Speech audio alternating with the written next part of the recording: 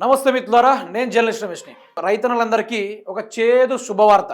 ఎప్పుడెప్పుడు అని చూస్తున్న రైతు బంధు ఇవాళ సాయంత్రం 6 గంటలకు, రేపు పొద్దున 10 గంటలకు, రేపు రాత్రి 12 గంటలకు రైతు బంధు మీ అకౌంట్లో జమ చేయడం జరగదు. మరి ఏ బ్యాంక్ అకౌంట్ పెట్టాలి?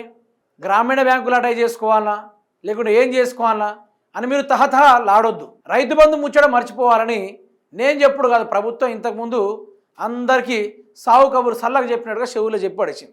చెప్పిన తర్వాత మేము ఇక్కడి నుంచే మీటర్లు ఒత్తుతాం, రాత్రి 12 గంటల పాటు మీరు సెల్లులు పట్టుకొని ఉండండి, టింగు టింగు టింగు డబ్బులు పడుతూనే ఉంటాయి అంటాడు.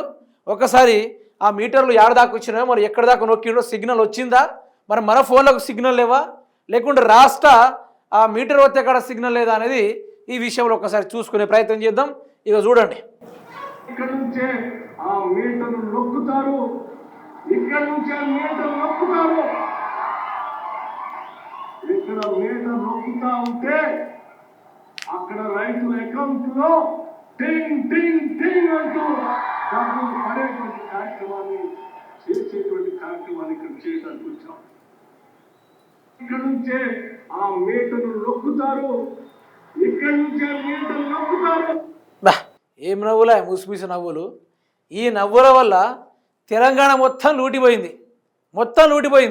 అయితే మీటర్లు నొక్కుతామని చెప్పిర్రు.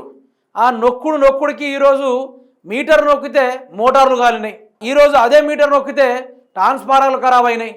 కానీ ఇప్పటిదాకా రైతు బంధు అనే ముచ్చట లేకుండానే పోయింది.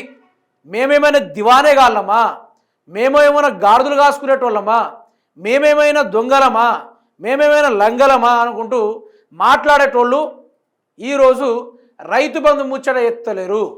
కేసీఆర్ గారు అంటున్నాడు, కాంగ్రెస్ వస్తే రైతు బంధు మాయమవుతుంది, మేము ఇవ్వకుండా ఉండడానికి మేమైనా దివానేగాలమా అన్నాడు. మరి దివానేగాలని హెన్స్ ప్రూవ్ చేసుకున్నది ఎవరు ప్రూవ్ చేసుకున్నారు? ఈరోజు 15,000 ఎక్కడ, ఎకరానికి 15,000 ఎక్కడ, సంవత్సరం పొడుగున ఒక పంటకి 7,500 రూపాయలు ఎక్కడ? కేసీఆర్ గారు నాట్లకు రైతు బంధు చేసిండు. రేవంత్ రెడ్డి గారేమో కోట్లకు రైతు బంధు వేస్తానని చెప్తాడు, ఏనని చెప్తాడు, కేసీఆర్ అప్పు చేసిండని చెప్తుండు, రకరకాలుగా చెప్తుండు. మరి ముఖ్యమంత్రి రేవంత్ రెడ్డి గారు నిన్న హార్వర్డ్ యూనివర్సిటీలో నేను కొద్దిసేపు చదువుకొని వస్తా, నాకు ఇంగ్లీష్ రావడం లేదని ఇక్కడ ఉన్న వాళ్ళందరూ నన్ను ఎగతాళి చేస్తూ ఉన్నారు, ఆడ హార్వర్డ్లో కూర్చొని చదువుకొని వస్తా అంటే కొన్ని కోట్ల రూపాయలు ఖర్చు అయినాయి అక్కడ.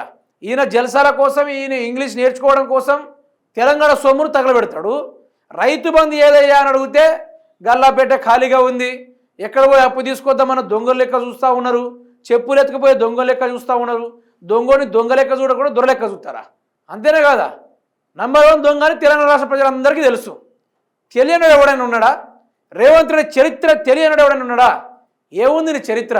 ఫస్ట్ బూట్లు తుడిచిన చరిత్ర, సెకండ్లు బ్యాగులు మోసిన చరిత్ర, ఆ తర్వాత భూములు అమ్మిన చరిత్ర, ఇప్పుడేమో స్కాముల చరిత్ర. ఏముంది నీ చరిత్ర? నీదో చరిత్ర. నీ చరిత్ర గురించి మేము చెప్పుకోవాలి, మళ్ళీ చెప్పుకోవడానికి మాకు సిగ్గు లేదు, ఆ చరిత్రను అనుభవిస్తున్నందుకు నీకు లేదు. మళ్ళీ రైతు బంధు గురించి మాట్లాడతాడేనే.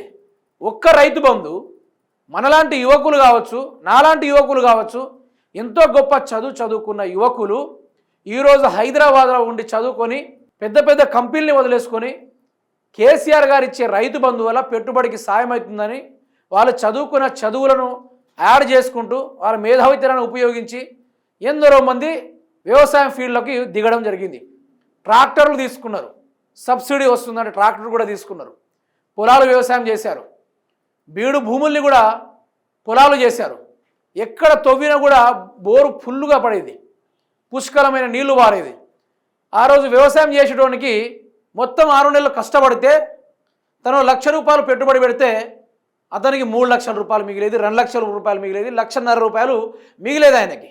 కానీ ఈరోజు పెట్టుబడులు ఎక్కువైతున్నాయి, రాబడి తక్కువైతుంది. 2 లక్షల పెట్టుబడి పెడుతున్నాడు, మొత్తం తిప్పి కొడితే 1,80,000 రూపాయలు రైతుల రాబడి వస్తూ ఉంది. ఆ రైతు బతకాలన్నా చావాలన్నా ఏం చేయాలి? వెనకటి కాలంలోనే తమ భార్యల పుస్తలు, మెట్టెలు, పట్టీలు తాకట్టు పెట్టి మరి మోటార్లు రిపేర్ చేసుడు, పెట్టుబడులు పెట్టే కార్యక్రమాలు ఆనాడు చేసిరు. మళ్ళీ అదే జరుగుతుంది, వ్యవస్థ అదే జరుగుతుంది. పాలమూరు ప్రజలు మళ్ళీ వలసకు పోతూ ఉన్నారు, తెలంగాణ రాష్ట్ర ప్రజలు కూడా వలసపోతూ ఉన్నారు. మరి ఏం దొరుకుతుంది? ఏది లేదు. ఈ టింగు టింగు తీసుకొచ్చిన గోస ఈరోజు రాష్ట్ర రైతన్నలు యమకసి మీద కోపం మీద ఉన్నారు. రేవంత్ రెడ్డి ఊర్లోకి రాబిడ్డ నువ్వు నీ సంగతి ఏందో చూస్తామనుకుంటూ పేడ నీళ్ళు కడుక్కొని రెడీగా ఉన్నారు. ఈరోజు చల్లడానికి యూరియా సకాలంలో ఇయ్యడు, రైతు బంధుకి పెట్టుబడి ఇయ్యడు, అసలు ఏం జరుగుతుంది అనుకుంటూ నానా రకాలుగా రైతులు విసిగిపోతున్నారు. కానీ రేవంత్ రెడ్డిని మాత్రం వదలరు. ఇక మీరు రైతు బంధు వస్తుంది, మున్సిపాలిటీ ఎన్నికల్లో నాకు ఓటు వేయండి, మీకు రైతు బంధు వేస్తా అంటే అట్లాంటి ఓట్లు వేసినా ఒకటే వేయకున్నా ఒకటే. ముందు ఆ మనిషి ఎక్కడొస్తాడో ఈ మాట అంటే మీరు ఒకటే చేయండి, పేడ నీళ్ళు కలుపుకోండి.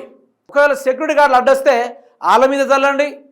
రేవంత్ రెడ్డి మాత్రం సరిగ్గా పేడ నీళ్ళు పడాలి ఆయన మీద అన్నట్టుగా ఈరోజు రాష్ట్ర రైతులందరూ ఆ గోబర్ నీళ్ళను కలుపుకొని రెడీగా ఉన్నారు. ఎప్పుడెప్పుడు వస్తాడా, ఎప్పుడెప్పుడు ఫలానా నియోజకవర్గంలో వచ్చి మీటింగ్ పెడతాడా అని ప్రజలు చూస్తూ ఉన్నారు.